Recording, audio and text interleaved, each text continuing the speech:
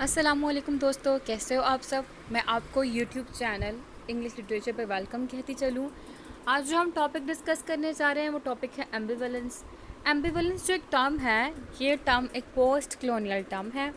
ये टर्म होमी के भाभा ने इंट्रोड्यूस करवाई और ये एक बहुत ही इम्पोर्टेंट कॉन्सेप्ट है पोस्ट कॉलोनियल लिटरेचर के अंदर। एम्बिवेलेंस बेसिकली होता क्या है? एम्बिवेलेंस एक लव हेट रिलेशनशिप है। किसके दरमियान में? कॉलोनाइज़र और कॉलोनाइज्ड के दरमियान में। कॉलोनाइज़र कौन? जिन्होंने आके आपके ऊपर रूल ओवर किया। कॉलोनाइज्ड कौन? जिनके ऊपर रूल किया गया।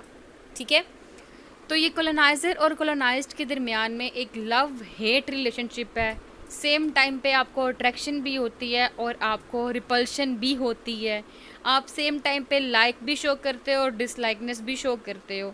सेम टाइम पे आप किसी चीज़ पे एग्री भी हो रहे होते हो और डिसएग्री भी हो रहे होते हो। सेम टाइम पे सम टाइम्स जो होती है ये एक्सप्लॉइटिंग भी होती है और सम टाइम पे ये नर्चरिंग भी होती है।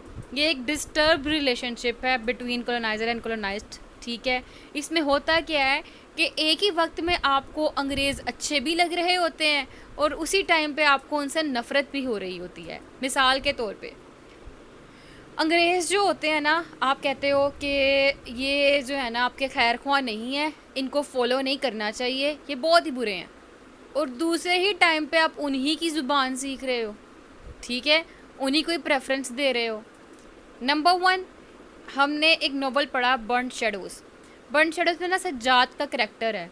सज्जाद जो है ना, वहाँ वो कहाँ पे रह रहा है? वो दिल्ली में रह रहा है।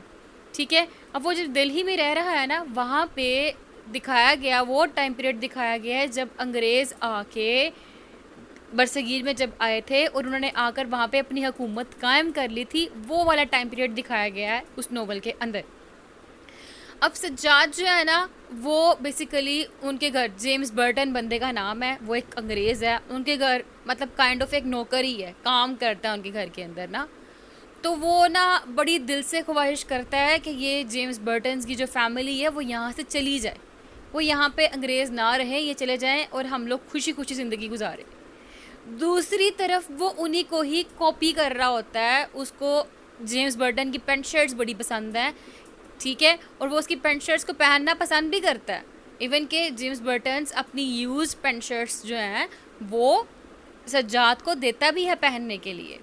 ठीक है, तो ये क्या गया, सेम टाइम उनसे नफ़रत भी कर रहा है, सेम टाइम उनको लाइक भी कर रहा है। एक मैंने प्ले पढ़ा था, वो है the dreams of Tipu Sultan.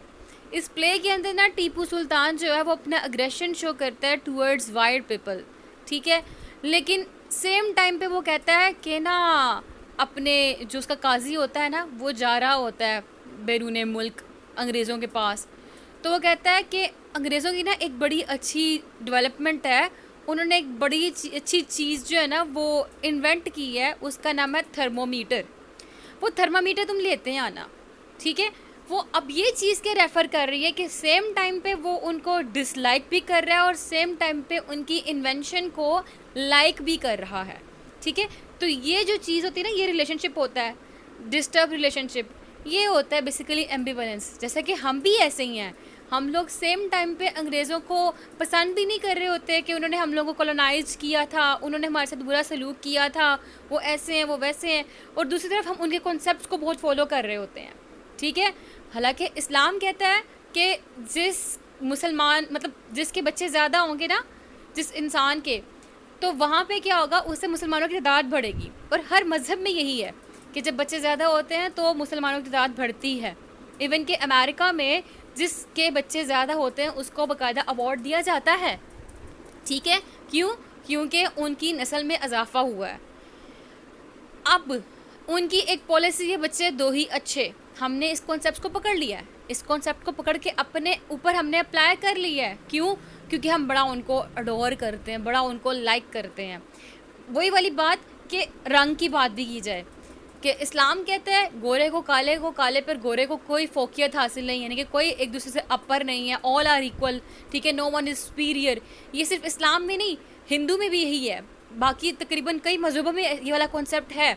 Superior और इन्फीरियर वाला कोई कॉन्सेप्ट नहीं है, इक्वालिटी का कॉन्सेप्ट है।